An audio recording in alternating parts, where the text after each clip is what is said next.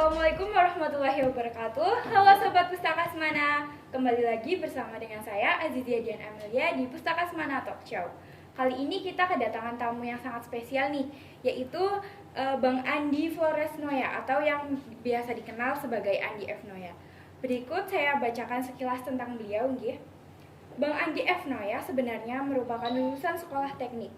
Begitu lulus SD Sang Timur di Malang, Jawa Timur, beliau melanjutkan sekolahnya di sekolah teknik lalu ke STM Jayapura.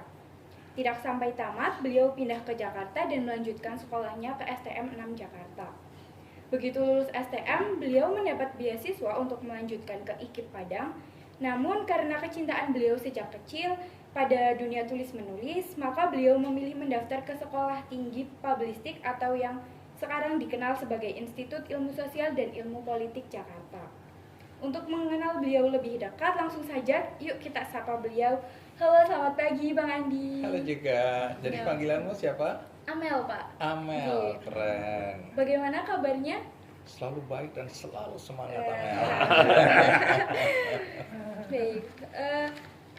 Selain kedatangan Bang Andi, saya juga kedatangan dua tamu yang tak kalah istimewa nih, yaitu Bapak Dr. Andes Caraka Cundukar Sadi selaku PLT Kepala Sekolah SMA Negeri 1 Aji Barang, dan juga Gus Ajir Ubaidillah. Gus Ajir ini dikenal sebagai pengusaha muda, yaitu CEO NH Corporation dan juga Kodim Pondok Pesantren Nurul Huda Cilongok. Betul nggih, Pak? Ya. Jadi udah bukan kiai lagi ya. Pengusaha. Apapun itu. Pengusaha muda. Ya, setuju saya. Beliau juga merupakan alumni SMA Negeri 1 Aji Barang. Gila, hebat sekali. Selamat pagi Pak Caraka, selamat pagi Gus Aji, selamat pagi Pak Sis dan juga Pak Isyam. Bagaimana kabarnya? Alhamdulillah, selalu baik. Sepertinya tidak usah berlama-lama lagi, nggih. Saya tidak sabar ingin bertanya yang pertama kepada Bang Andi dulu, nggih. Bang, dari profil yang saya bacakan tadi, setelah lulus STM, Bang Andi mendapatkan beasiswa ke IKIP Padang nih, namun ditolak oleh Bang Andi. Kira-kira apa sih alasan Bang Andi menolak beasiswa tersebut demi masuk ke sekolah tinggi publistik yang dari info yang saya baca itu tidak menerima lulusan dari STM? Betul. Okay. Jadi ini berkaitan dengan yang namanya lentera jiwa, ya, passion. Semua anak pasti punya lentera jiwanya, tapi kadang orang tidak menemukan atau anak-anak tidak menemukan apa lentera jiwa dia.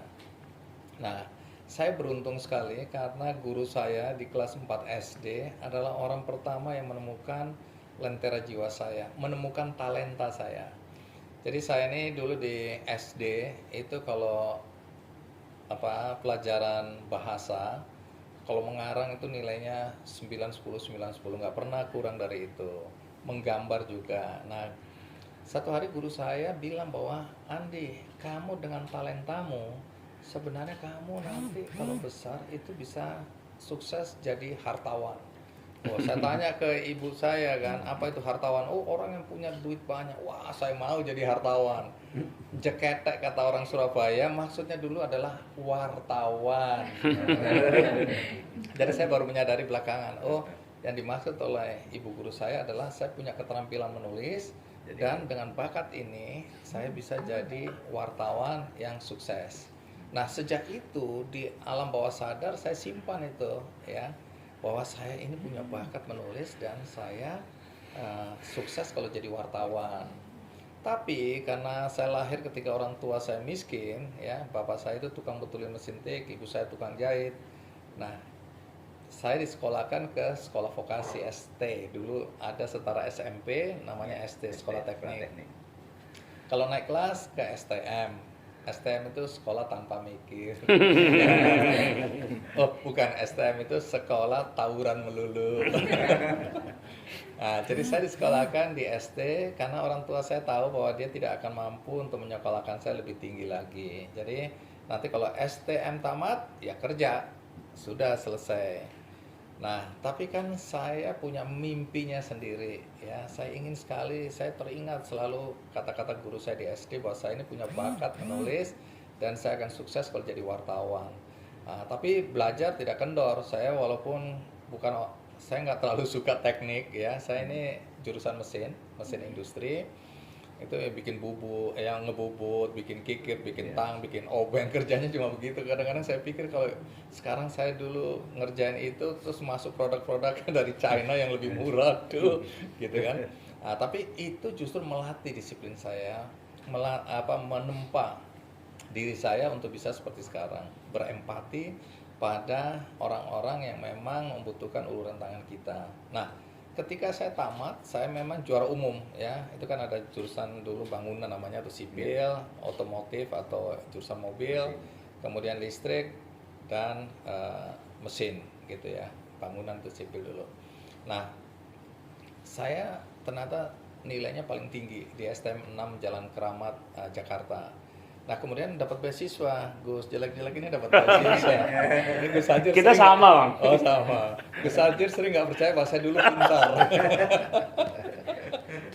Nah, saya waktu itu ditawarin, oke, kalau mau beasiswa sekolah ke IKIP di Padang. Tapi ikatan beasiswa harus jadi guru.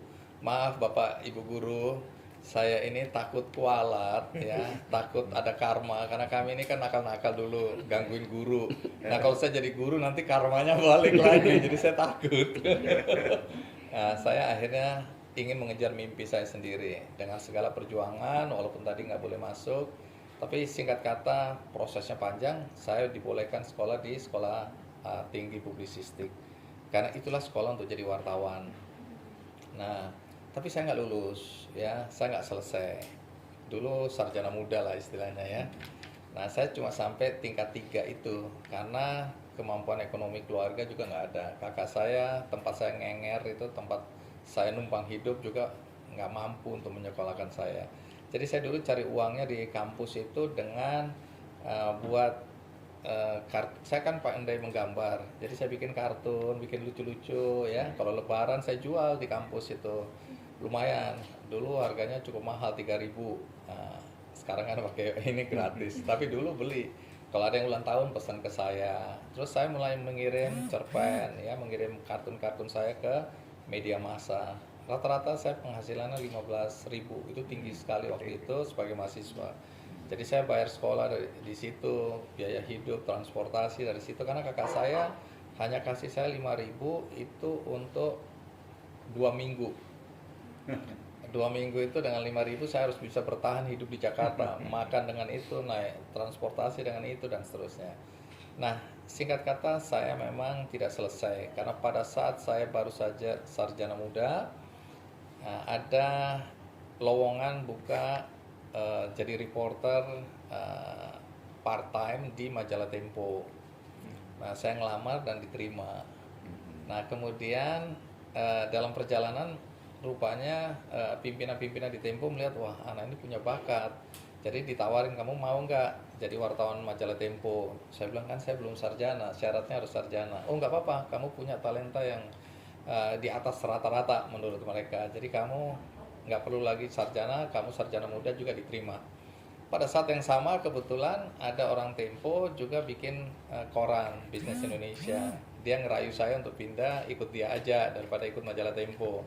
Saya lebih tertarik karena tantangannya lebih besar. Kalau Tempo kan udah besar waktu itu. Jadi saya kalau mau wawancara orang, telepon udah pasti diterima.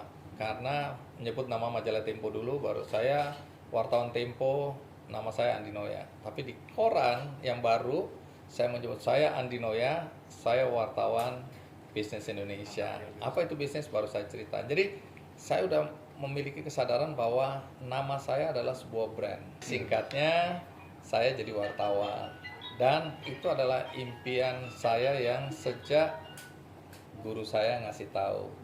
Nah, dengan demikian hari ini saya atau beberapa tahun yang lalu sebelum di era disruption, saya dan Nugi itu musisi, kami punya kegalauan yang sama karena waktu itu saya pribadi nonton film judulnya Three Idiots. Filmnya Amir Khan. Film ini walaupun film India, tapi menurut saya ini mencerminkan apa yang terjadi di seluruh dunia. Ketika anak-anak dipaksa oleh orang tuanya masuk pada jurusan yang belum tentu disukai oleh anak-anak itu. Jadi waktu itu di India industri lagi tumbuh pesat, siapa yang bekerja di bidang teknologi, ya waktu itu teknologinya masih teknologi yang bukan digital, itu gajinya bagus, penghasilan bagus, masa depannya bagus, sehingga ibu-ibu atau orang tua di India mendorong anaknya untuk masuk ke jurusan teknik. Nah, kenapa begitu? Karena masa depannya terjamin. Tapi anak-anak ini di dalam film itu diceritakan punya mimpinya sendiri. Ada yang pengen jadi fotografer, ya, ada yang lebih sastra dan seterusnya. Nah, dari situ saya menyadari bahwa kemudian karena banyak anak-anak di India waktu itu mahasiswa yang frustrasi, tingkat bunuh diri di kalangan anak-anak muda tinggi sekali. Karena mereka frustrasi, nggak bahagia. Nah, saya ingin itu tidak terjadi di Indonesia. Karena itu saya dan Nugi, kebetulan Nugi juga menciptakan lagu judulnya Lentera Jiwa. Nanti lihat aja ya. Itu syairnya cocok banget. Banyak anak-anak muda yang terjebak karena dipaksa orang tua. Orang tuanya dokter, dia ingin anaknya jadi dokter. Karena dia bahagia jadi dokter. Dia pikir anaknya akan bahagia jadi dokter. Padahal anaknya punya cita-citanya sendiri. Ada yang lawyers, ya, pengacara, hakim, pingin anaknya masuk di fakultas hukum. Ada orang teknik yang juga ingin anaknya masuk ke teknik. Nah, mereka ini bukan salah orang tua. Orang tua selalu memikirkan kebahagiaan anaknya. Dia pikir itulah cara untuk membuat anaknya bahagia dan sukses. Nah, tapi faktanya saya kan ke kampus-kampus, ke SMA, ya, ke teman-teman SMA, saya lihat banyak anak-anak yang punya mimpinya sendiri yang berbeda dengan orang tuanya. Nah, dari situ saya bikin gerakan namanya Lentera Jiwa. Tapi hari ini saya senang sekali karena yang saya sebutkan tadi ada era namanya era disruption, era disrupsi, di mana karena perkembangan teknologi digital, sekarang anak mau salah milih jurusan, katakanlah dia udah jadi dokter, tapi kemudian dia mau buka usaha kuliner, terbuka peluang itu untuk sukses. Anak jurusan teknik, dia bikin kedai kopi atau dia bikin aplikasi-aplikasi yang mendukung, apakah itu di e-commerce, ya, apakah itu di bidang pendidikan, bisa sukses. Karena itu contohnya banyak sekarang anak-anak muda yang backgroundnya tidak sama dengan apa yang sedang dikerjakan dan sukses. Jadi peluang untuk sukses sekarang di kalangan anak-anak muda itu terbuka lebar sekali. Apalagi kalau dia menguasai teknologi. Nah, ibu bapak guru ini juga menjadi pembelajaran kita semua. Banyak guru yang tidak siap dengan perubahan ini, minta maaf ya. Banyak guru yang oleh karena kesibukan administrasi, kesibukan mungkin mencari penghasilan tambahan, bukan di sini, di sebelah sana. Ibu guru yang mungkin oleh karena kesibukan pribadinya tidak sempat lagi belajar tentang apa yang terjadi di dunia sekarang ini, yaitu teknologi digital. Nah, kita lihat bahwa dengan perkembangan teknologi ini banyak anak-anak muda memanfaatkan. Misalnya kalau kita bicara kripto, ya, currency itu harus dikuasai itu. Kemudian ada satu dunia maya yang nanti kita akan masuki, dan kemudian banyak orang tergagap-gagap dan tidak siap. Nah, ini buat guru-guru harus mulai betul-betul perhatikan bahwa murid-murid ini punya banyak waktu untuk belajar di luar sekolah, karena ilmu pengetahuan kan sekarang ada di mana-mana. Kalau dulu saya itu ilmu pengetahuan itu adanya di sekolah atau di rumah oleh orang tua. Jadi guru itu betul-betul kita dengerin. Kalau gurunya nggak berkembang, ya sebatas itulah ilmu kami.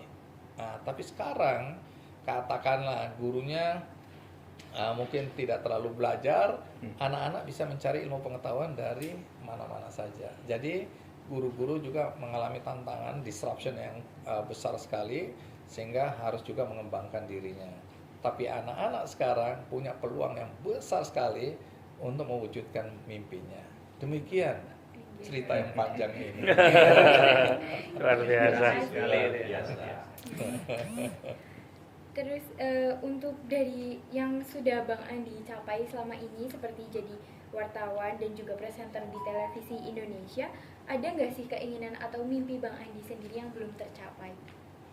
Baik, jadi pertama saya menikmati profesi sebagai wartawan, ya, karena Ini kan mimpi masa kecil dan kemudian saya menikmatinya. Jadi kalau kita bekerja pada bidang yang kita cintai, yang kita sukai, sukses itu udah pasti akan tercapai lebih cepat daripada orang-orang yang bekerja hanya untuk mendapatkan penghasilan. Ada orang yang sampai hari ini menderita sekali, dia bekerja, dia mungkin kaya raya, tapi dia tidak bahagia. Karena dia bekerja karena harus bekerja, tapi bukan bidang yang dia cintai. Nah, saya adalah orang yang beruntung, tahu lentera jiwa dari awal, mengejar mimpi, mewujudkannya, dan kemudian menikmati pekerjaan sebagai jurnalis. Tetapi dalam perjalanan hidup saya, baru saya sadari setelah ada Kick Andy, bahwa saya ini bisa berperan lebih daripada sekedar jurnalis yang menyampaikan informasi kepada masyarakat. Apa itu? Ternyata di program Kick Andy itu banyak sekali saya menceritakan kisah orang-orang yang dengan segala keterbatasan mereka, ya, keterbatasan pendidikan, ekonomi, ya, keterbatasan fisik, bahkan ya ada yang nggak punya tangan, nggak punya kaki, ada yang tunanetra, tapi mereka bukan saja bangkit untuk dirinya sendiri, tapi mereka ini berbuat untuk orang lain. Nah, menurut saya ini keren, from zero to hero, gitu, dari nol menjadi pahlawan, ya. Sekecil apapun itu, tapi dia untuk dirinya saja dia tidak mau ditolong atau tidak membutuhkan pertolongan karena dia bisa mandiri. Lebih dari itu, dia berpikir bagaimana dengan segala apa yang dia miliki dia membantu orang lain. Nah, dari situ saya mulai belajar, orang-orang yang dengan keterbatasan seperti ini aja sudah berbuat baik untuk orang lain. Saya dengan fisik yang relatif sempurna, kemudian dengan profesi sebagai reporter, sebagai wartawan, bekerja di sebuah industri broadcast, kok saya hanya mengandalkan apa yang saya lakukan hari ini? Nggak boleh, saya harus berbuat sesuatu. Maka saya bentuk namanya Yayasan Kick Andy atau Kick Andy Foundation. Di situ kemudian kami punya gerakan berbagi kaki palsu gratis, ya. Sampai hari ini kami masih berbagi kaki palsu untuk mereka yang tidak mampu membeli kaki palsu. Kemudian operasi katarak, saya ini ketua Komite Mata Nasional diminta oleh Menteri Kesehatan. Jadi kita operasi gratis katarak dari Papua sampai Aceh. Kemudian ada sepatu untuk anak-anak sekolah miskin di berbagai daerah. Itu juga kami lakukan, ya. Ini karena pandemi aja ada beberapa yang kita hentikan sementara, ya, karena itu bersentuhan kan mengukur kaki palsu. Keadaan tertentu kami akan jalankan. Kemarin baru aja di Bitung, ya, kemudian di Medan, itu kita jalankan secara terbatas karena protokol kesehatan. Kemudian saya bagi-bagi buku. Saya dulu menderita sekali karena nggak mampu beli buku, padahal saya suka baca. Nah, kayak gini-gini saya senang lihatnya. Kenapa? Fasilitas itu tersedia, walaupun sekarang banyak sekali digital books, tapi menyentuh buku-buku seperti ini juga ada kenikmatannya. Apalagi mojok, baca, itu melamun. Karena itu yang saya tidak dapatkan dulu. Ibu saya itu bahkan dengan segala, karena orang tua saya berpisah, saya ikut ibu adalah single parent. Dengan segala kemampuan dia berlangganan koran buat saya. Laki-laki satu-satunya di rumah. 2 kakak saya memang tinggal di asrama karena ketidakmampuan, jadi titipkan asrama yang gratis itu. Saya ikut ibu saya tukang jahit. Nah, dia dengan segala penghasilan yang terbatas, dia tahu bahwa saya ini punya mimpi jadi wartawan. Saya ini punya keterampilan dalam bahasa dan menulis. Jadi dia paksa saya baca dengan kemampuan ekonomi yang terbatas. Jadi saya dulu nggak ngerti kenapa ibu saya dalam kemiskinan kok berlangganan koran, dan saya satu-satunya anak laki-laki yang membaca. Ternyata ibu saya punya visi ke depan, dia bilang, anakku kepengen jadi wartawan, jadi dia berlangganan koran, nih, ini nanti adalah profesimu. Secara tidak langsung, waktu itu kelas 4 SD, jadi belum tahu. Jadi saya udah baca koran dari kelas 4 SD, dan baru tahu manfaatnya sekarang. Nah, kemudian saya punya juga kegiatan program operasi bibir sumbing dan langit-langit terbelah, ya.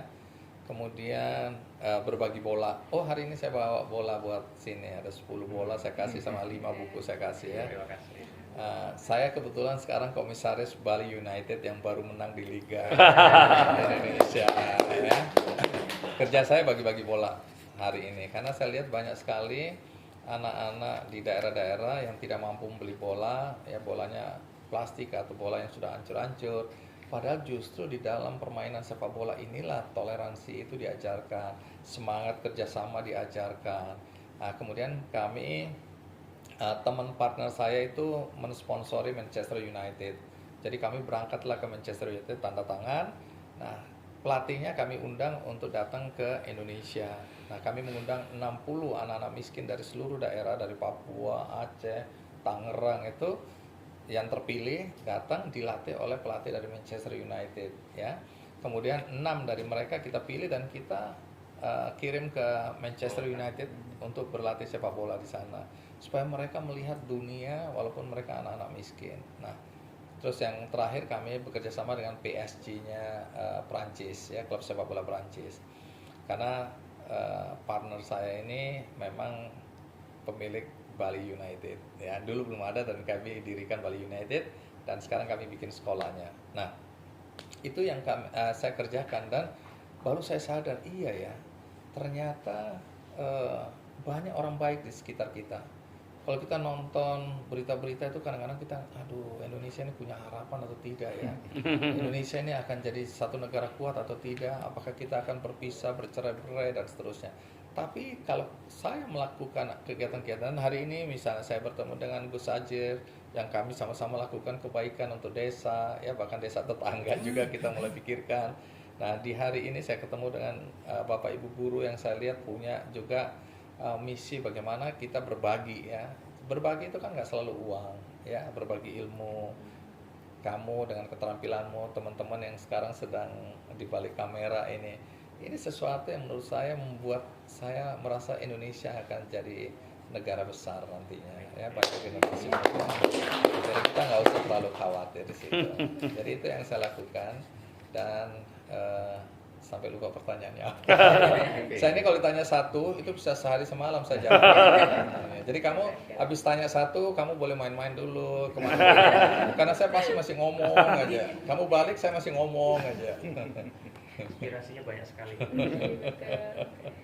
Jadi tadi pertanyaan itu ada nggak sih keinginan atau mimpi Bapak yang belum tercapai? Mimpi saya, nah ini saya selalu saya baru menyadari, ya, karena saya terjun ke berbagai daerah, saya baru menyadari bahwa desa adalah masa depan Indonesia. Jadi karena itu sekarang saya tinggal di desa, ya. Saya ingin menjadi bagian dari masa depan Indonesia walaupun umur saya sekarang udah 63 tahun. Saya memulai sesuatu, ya, termasuk dengan Gus Ajir, yuk kita melakukan pemberdayaan ekonomi melalui pesantren.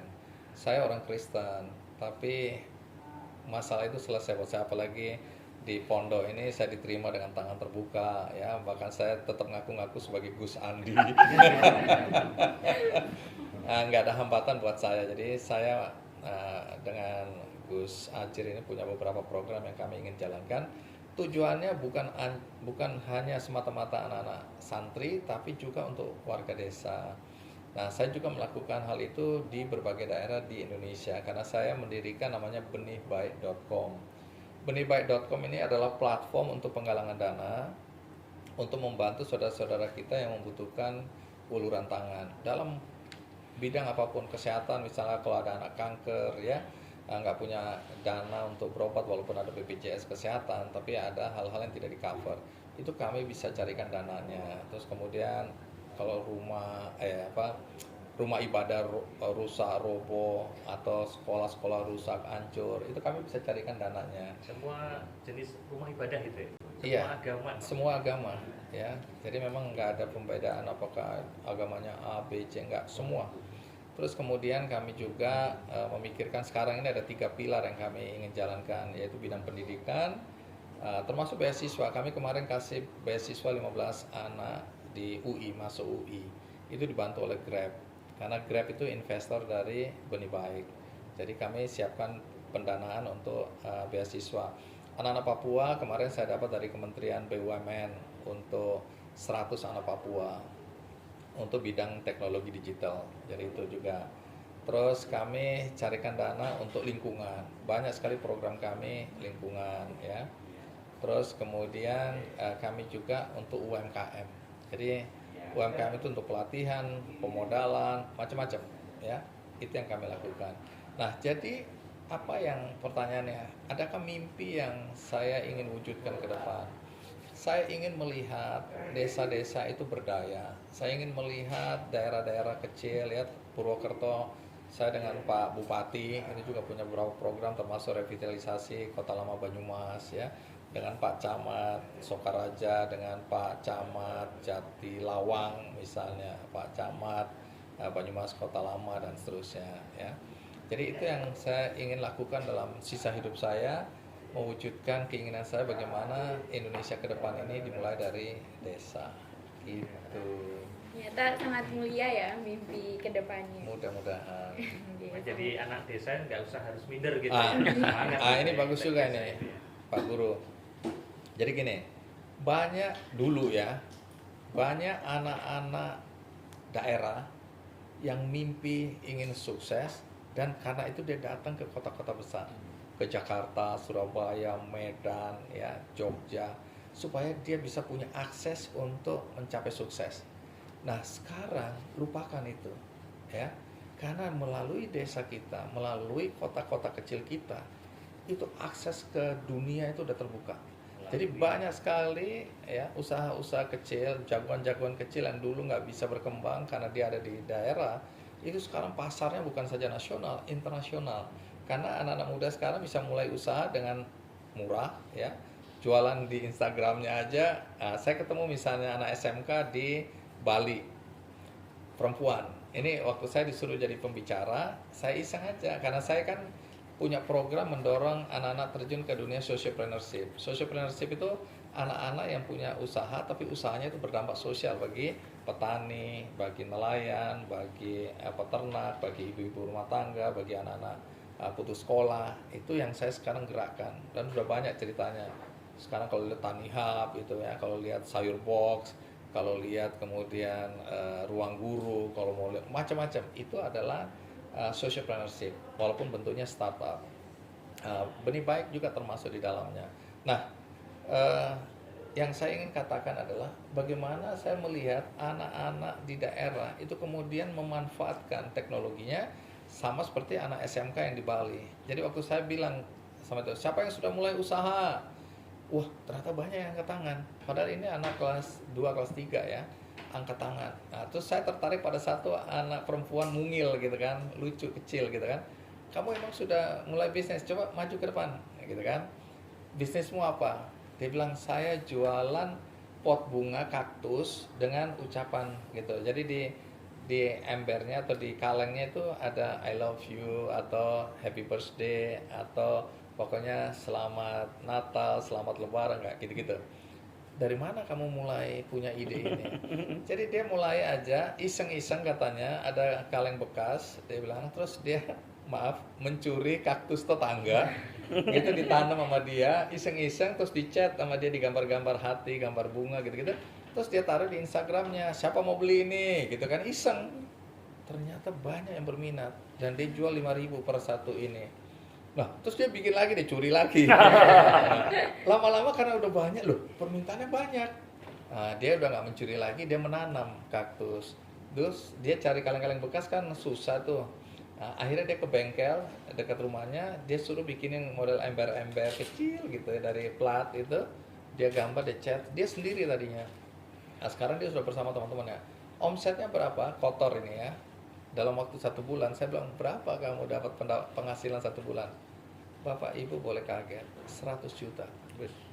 Anak kecil ini, tapi dia masih sekolah, masih semangat, dan dia berpikir nanti dia akan melanjutkan bisnisnya ini kalau tamat. Ini kan anak SMK ya, SMK pariwisata di Bali. Nah, artinya apa? Banyak sekali cerita anak-anak muda yang memulai usahanya ketika mereka masih di bangku sekolah dan bangku kuliah, yang kemudian melanjutkan usahanya dan sukses. Ambil contoh ya, kalau tahu itu puding Puyo ya, ada puding Puyo, saya nggak tahu di sini ada atau tidak di Purwokerto. Nah, itu anak kecil dulu waktu tampil di Kick Andy, itu pasti kelas 1 sama kelas 3 SMA kalau nggak salah, adik kakak. Nah, bapaknya sebenarnya yang pinter bikin puding itu. Terus dia bilang, loh ini kan kalau kita jual bisa laku ini. Bapaknya kan nggak mau jualan puding, bapaknya punya kerjaan. Bapaknya ngajarin mereka gini loh cara bikinnya. Nah, akhirnya dipinjemin garasi rumah bapaknya, Mereka coba-coba bikin puding, mulai dijual di Instagram gini-gini. Sekarang ada 66 lebih gerainya. Saya nggak ngikutin lagi perkembangan, tapi dulu 66 gerai Puyo. Dan penghasilan mereka itu wah, ratusan juta sekarang. Mereka sekarang udah kuliah, tapi mereka melanjutkan bisnisnya dan mengembangkan itu. Jadi pesan moralnya adalah kita tidak harus ke kota besar untuk bisa sukses. Yang penting adalah bagaimana memanfaatkan teknologi dengan ide-ide kreatif kita. Kita melihat di sekitar kita. Saya baru aja jadi pembicara di Pertamina University dengan ikuti ajang-ajang yang namanya Pertamina Foundation Muda, PF Muda. Nah, ini Gus Ajir ikut ya waktu itu ya. Pemenang juga. Pemenang. Nah, peluang untuk dapatin modal dan ilmu pengetahuan itu terbuka juga. Jadi saya lihat anak-anak muda ikut dalam ini ada batch berikutnya, Gus. Ada juga yang alumni kita kok, Mas Arif namanya. Itu menarik. Artinya orang dari seluruh Indonesia, anak-anak muda ikut dalam kompetisi ini. Kalau menang, dia dapat modal dan dapat pelatihan. Tapi harus ada impact sosialnya. Misalnya dia datang ke satu tempat itu singkong misalnya nggak laku, harganya rusak, akhirnya dia bantu bikin mocaf misalnya ya, tepung mocaf. Tapi mocafnya sederhana, packagingnya belum bagus, terus kemudian dia nggak ngerti bagaimana memasarkan dengan baik, dan kemudian bagaimana aturan main dengan para petaninya, itu diajarkan. Jadi desain packagingnya itu dibikin, terus kemudian marketingnya, brandingnya itu diajarkan. Habis itu dikasih modal sehingga anak ini bisa mengembangkan dirinya. Jadi nggak usah ke kota besar. Dari desa ini, dari Purwokerto, kita bisa tumbuh dan berkembang asal ada ide-ide kreatif dan menguasai teknologi digitalnya. Udah, saya terlalu banyak ngomong. Ini Gus Ajir. Baik, satu lagi Pak. Oh, satu lagi. Bicara tentang mimpi nih, bagaimana sih cara atau tips Bang Adi untuk meraih mimpinya agar bisa jadi sukses seperti sekarang? Saya tidak ingin anak-anak muda Indonesia mengalami apa yang saya alami. Kita semua tahu jadi orang miskin itu nggak enak. Apalagi kalau nggak ada orang atau tangan yang terulur untuk menolong kita. Karena kita mau minta bantuan saudara-saudara kita, semuanya juga miskin. Nah, saya pernah berada di posisi itu. Jadi orang miskin, jadi anak miskin, tidak ada yang menolong. Nah, saya ingin dengan seluruh kapasitas siapapun juga, ayo kita bergandengan tangan, kita menolong. Nah, bagi anak-anak miskin dimanapun juga, maaf saya menggunakan kata miskin, nggak usahlah prasejahtera, apa ya, miskin-miskin aja lah. Ya, saya tidak merasa berdosa karena saya memang dulunya miskin. Jadi saya bilang anak-anak daerah, anak-anak yang mungkin secara ekonomi itu mungkin tidak atau sangat terbatas, ya, jangan kalian merasa bahwa ini adalah takdir. Kalian bilang kalau aku anak petani miskin, aku akan jadi petani miskin juga, karena itu sudah digariskan oleh Tuhan. Salah. Mindset semacam itu yang membuat banyak anak muda tidak maju, tidak berkembang. Tidak, kalau orang tuaku petani atau buruh tani miskin, aku harus sukses untuk menunjukkan bahwa anak petani miskin juga bisa berhasil. Dan peluang itu terbuka lebar selebar-lebarnya. Kalau dulu kita nggak tahu nih bagaimana caranya. Sekarang mau belajar di YouTube, belajar di Insta, lihat orang bisa sukses gini, belajar. Mudah sekali, asal ada kemauan untuk belajar. Jadi anak-anak di seluruh Indonesia, terutama di daerah Banyumas, bagi yang selama ini merasa, aduh aku ini anaknya buruh tani, anaknya tukang beca, anaknya tukang jamu, aku nggak akan kemana-mana, nggak bisa sukses. Bohong, nggak boleh, nggak benar. Aku anaknya tukang betulin mesin tik, aku anaknya tukang jahit, ya. Bisa seperti sekarang. Ukuran sukses itu relatif, ya. Kalau kita bicara kaya raya, ya aku nggak kaya raya. Tapi dengan apa yang aku miliki sekarang, udah jauh lebih baik daripada kondisi keuangan orang tua aku dulu. Nah, kemudian karena aku pernah mengalami jadi orang miskin, maka aku tidak ingin anak-anak Indonesia merasakan. Jadi dengan segala daya, kalau kemampuan finansialku pribadi itu sangat terbatas, maka aku membentuk yang namanya Ki Candy Foundation dan juga benihbaik.com. Dengan demikian, aku bisa bantu banyak orang. Misalnya Benih Baik itu udah 2,5 tahun ketika pandemi kemarin, kami berhasil mengumpulkan uang sampai, ini uang orang ya, donasi 230 miliar. Wow, Yang kemudian kita bisa bantu banyak orang. luar biasa. Kalau kemampuanku sendiri nggak punya uang segitu. Nah, jadi yang penting kemauan ya, dimanapun kita berada, jangan patah semangat, jangan putus asa. Banyak cerita-cerita, banyak baca buku. Ini kita ada di sini, buku kisah orang-orang sukses.